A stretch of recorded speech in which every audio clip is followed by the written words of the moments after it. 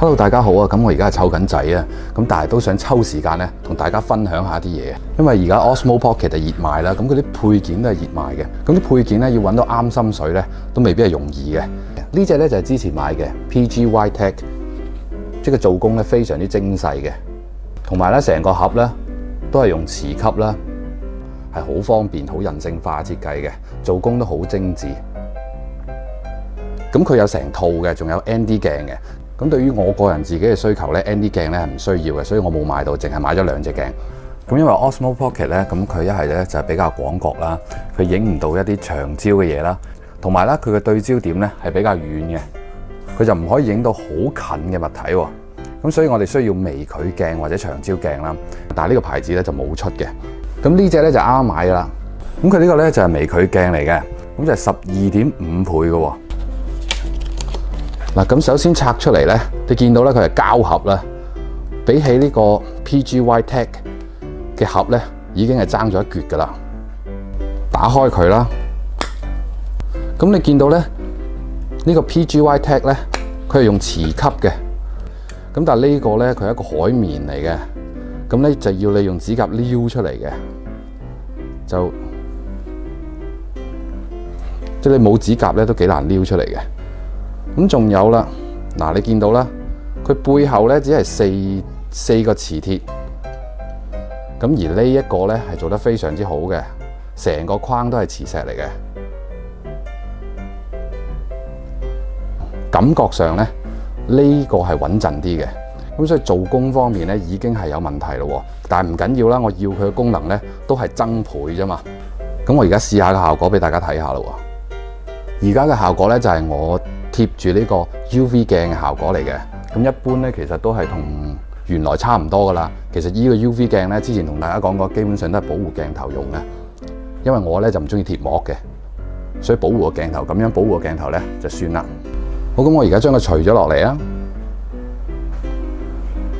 有時微距鏡咧都可以當長焦用嘅，咁我哋睇下長焦嘅效果 O 唔 OK？ 跟住換上呢個增倍鏡。咁見到啦，長焦咧其實唔 OK 嘅，佢係對唔到焦嘅。喺遠嘅地方咧，佢都係對唔到焦嘅。咁我哋而家試下佢嘅微距效果係點咯？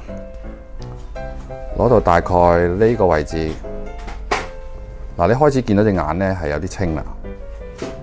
咁要貼到呢度咧，嗱就係好清啦。佢大概係貼到呢個位嘅，貼到盡咧係唔得嘅。咁我目測咧大概係2至3 cm 度啦，咁就非常之清噶啦。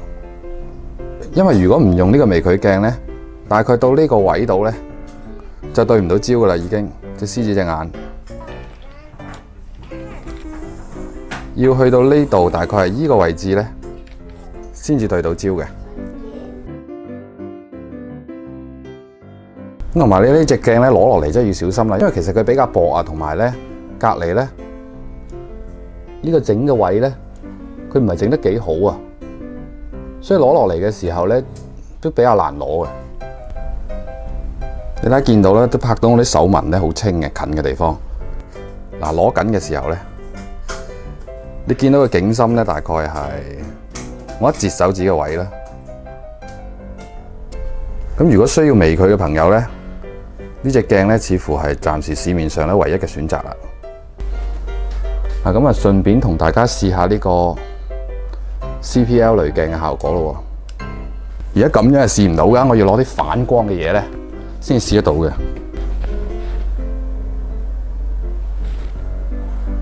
嗱，咁呢度有一條煙啦。咁我而家擺到咧，大概有反光嘅位置，大概咁樣啦。你見到 Can 嗰個位咧有反光咯，個光斑咧主要集中喺依住呢一塊。嗱，咁我而家貼上去，仲有少少，但係已經清楚好多啦。咁同埋嗱，部手機啦，我而家攞開個鏡睇下部手機，係咪白好多啊？